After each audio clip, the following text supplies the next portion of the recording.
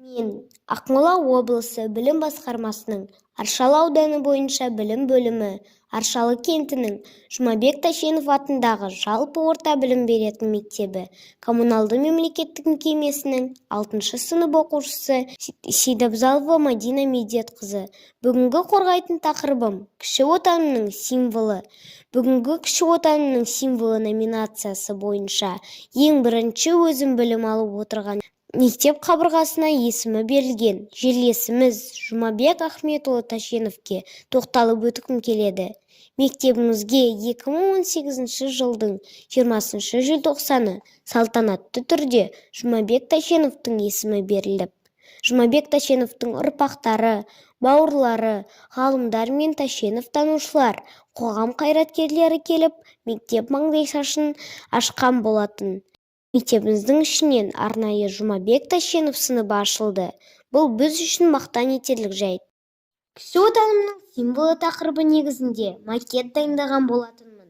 Көріп тұрғандарыңыздай, бұл Аршалы ауданының географиялық картасы. Осы картада кіші отанымның символы болатын жан-жануарлар мен өсімдіктерді орналастырдым. Келесі бөлімде Аршалы ауданындағы жан-жануарлар әлеміне тоқталып өтуді жөн көрдім. Жануарлар дүниесінен ақ қоян, түлкі, суыр, қосаяқ, сарышұнақ, ақ тышқан сулы жерлерде андатыр мекендейді. Соның ішінен ақ қоян, түлкі, сарышұнақ секілді терісі бағалы аңдар көптеп таралған. Ал құстар әлемінде шіл, құр, қаз, үйрек, шағала және тағы басқа құстар мекен етеді. Аршалы ауданы өсімдік әлеміне өте бай. Айта кететін болсақ, арша, шие, тобылғы, қайың және тағы басқа. Арша республикамыздың солтүстік облыстарында өседі.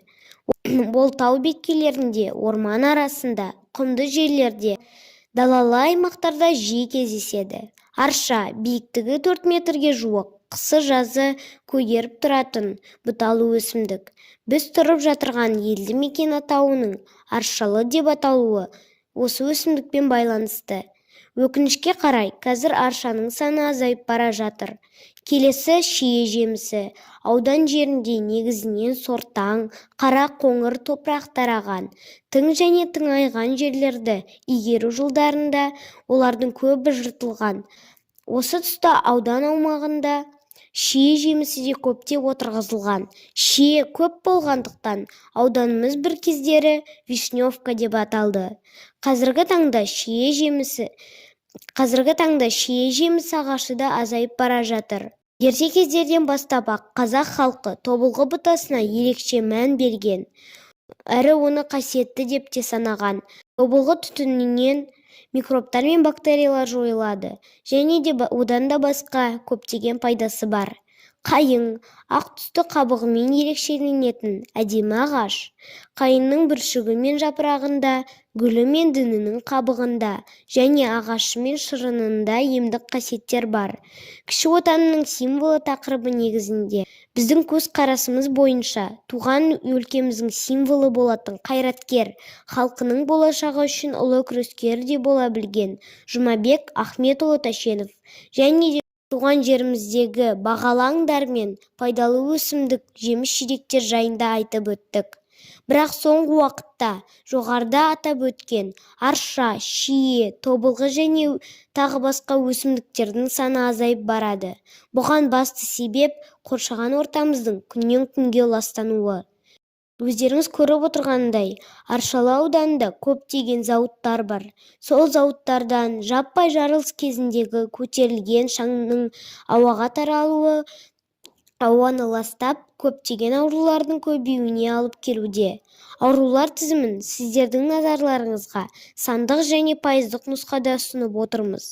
Ал өлкемізде таралған ауру атаулары артериялық гипертензия, тыныс алу жолдарының ауруы, қан айналым жүйелерінің аурулары, жүйке жүйесінің аурулары, тері аурулары, өкпенің созылмалы обструктивті ауруы, созылмалы бронхит және онкологиялық аурулар. Бұл мәселеге мектебіміздің оқушылары да немқұрайлы қарамайды. Ғылыми зерттеулер жасап, осы мәселенің алдын алу мақсатында жұмыстар жүргізуде. Назар қойып тыңдағандарыңызға көп рахмет. Кіші отанымыздың символын сақтап қалу жас ұрпақтың, яғни сіз бен біздің қолымызда.